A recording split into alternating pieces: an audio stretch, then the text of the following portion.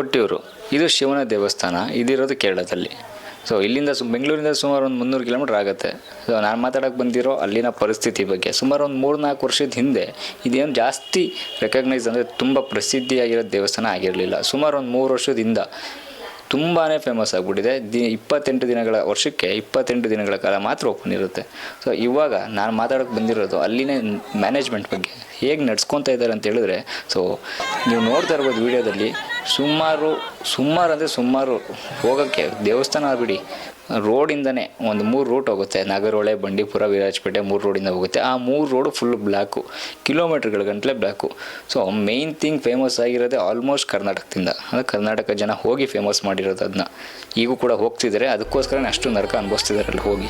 ನೀವು ನೋಡ್ತಾ ಇರ್ಬೋದು ಮ್ಯಾನೇಜ್ಮೆಂಟ್ ಒಂಚೂರು ಸರಿ ಇಲ್ಲ. ವೀಡಿಯೋ ನೋಡ್ತಿರ್ಬೋದು, ಹೆಂಗಸರು, ಮಕ್ಕಳು, ವಯಸ್ಸಾದವರು ಏನು ಬಿಡ್ತಿಲ್ಲ, ಸುಮ್ಮನೆ ತಳ್ತಿದ್ದಾರೆ. ಒಂದೊಂದು ದರ್ಶನ ಆಗಬೇಕಂದ್ರೆ ಸುಮಾರು 5 ಅವರ್, 8 ಅವರ್, 10 ಅವರ್ವರೆಗೂ ಆಗ್ತಿದೆ. ಸೊ ಮ್ಯಾನೇಜ್ಮೆಂಟ್ ಸರಿ ಇಲ್ಲ ಫಸ್ಟ್ ಆಫ್ ಆಲು. ಸೊ ಹೋಗೋರು ನೋಡ್ಕೊಂಡು ಹೋಗಿ. ನಾವು ಹೋಗ್ಬೇಕಂತ ಪ್ಲ್ಯಾನಲ್ಲಿ ಇತ್ತು, ಬಟ್ ಇನ್ನೂ ಡಿಸೈಡ್ ಮಾಡಬೇಕು ಇವಾಗ ಹೋಗ್ಬೇಕಾ ಹೋಗಬಾರ್ದಾ ಅಂತ.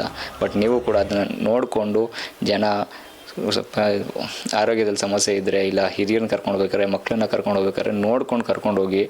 Thank you so much. ಜೈ ಶ್ರೀರಾಮ್. ಕನ್ನಡದವರಿಗೆ ಬಂದವರಿಗೆ ಒಂದು ಚೂರು ರೆಸ್ಪೆಕ್ಟ್ ಬರಲ್ಲ. ಹೆಣ್ಮಕ್ಳಿಗಂತೂ ಗೌರವನೂ ಇಲ್ಲ. ಆದ್ರೆ ಹುಡುಗರಿಗೆ ಬಂತಂದ್ರೆ ಅವ್ರ ಮೇಲೆ ನಾನು ಹೊಡೆಯೋದೆ, ಬೇರೆ ಆಪ್ಷನ್ ಗೊತ್ತಿಲ್ಲ, ಹೊಡೆಯೋಕೆ ಹೋಗ್ತಾರೆ.